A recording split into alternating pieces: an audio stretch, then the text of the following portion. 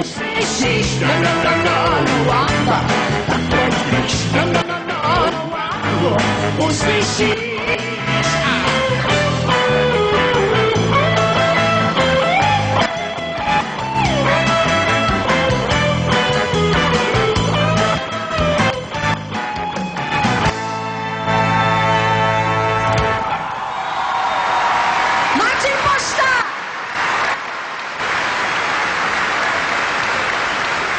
Je až dojemný, jak se všichni těšíme na Vánoce. No, všichni se netěšíme. Víte, kdo se netěší? Kapři. Já jsem přemýšlela nad tím, co nám provedli, ale nám nic ani historicky neprovedli. Ale to hromadné vyvražďování kaplů je naprosto šílený. Je to možná proto, protože to bylo poslední jídlo. Ale v každém případě je to... Říkám si, jestli to třeba neděláme proto, jak jsme hrozně laskaví o těch Vánocích, že to potřebujeme nějak vykompenzovat, aby jsme si nepřipadli jako anděle. V každém případě on se nám občas nějaký kapr pomstí tou kostičkou v tom krku, aby nám ukázalo, že na nás kapři nejsou krátký. Přichází Petr Janda!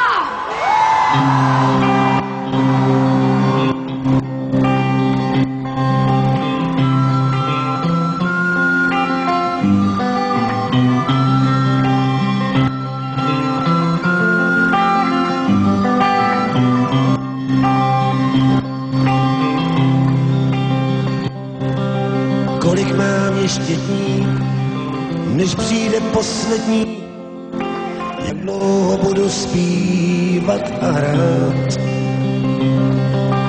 Kolik je na zemi cest, kterou mám dát se vést, nebo už myslet mám na návrat. Posečkej, lásko, má okamžik, vždyť svět je veliký otazník. Pořád se jenom dáš a odpovědi se nedočká. Já jen vím, ty město, kde teplé těsní, nepadá v noci jen tma, rád tě mám. Jen netej se proč, Nevím sám.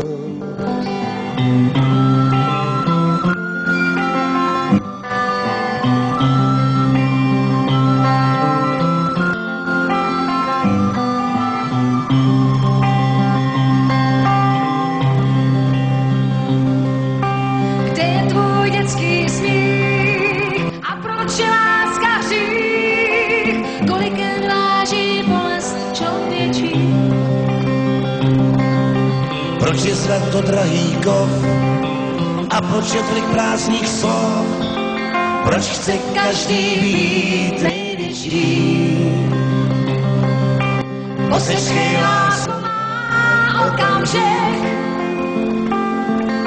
vždyť svět je veliký otazník. Pořád se jenom táč a odpovědi ty se nedočká.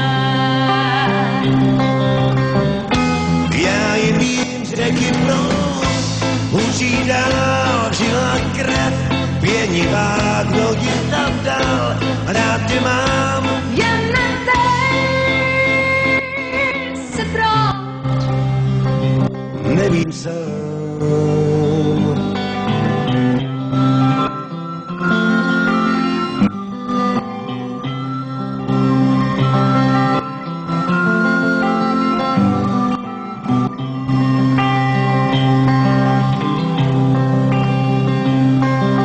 kolik je slunci let, milion nebo 5, myslíš, že zítra ráno vyjde zas. Kolik je ulic měst, proč umí kytky kvést, proč nikdo neslyší můj hlas.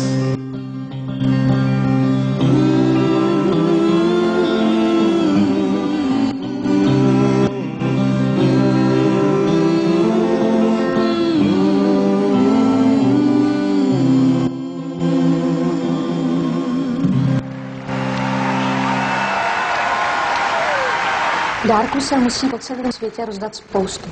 Ale Ježíšek na to není sám. Na západ od nás mu pomáhá bělovousej Santa Claus a na východ od nás mu pomáhá bělovousej Děda Mráz. Dokonce se oba pánové, dědulové teda, chtěli prosadit u nás, ale nepovedlo se jim to. Děda Mráz se snažil víc, ale nepovedlo se to ani jemu, ani jeho americkému kolegovi. Ježíšek tento má pevně v rukou. Možná právě proto, protože je tolik podobný těm, kolik kterým Vánoce jsou. A to jsou děti. Pro ten krátký okamžik těch rozářených dětských očí jsme ochotní dokonce vydržet i ten hrozný předvánoční schon. Tak ať ty dětské oči září a svítí i u vás.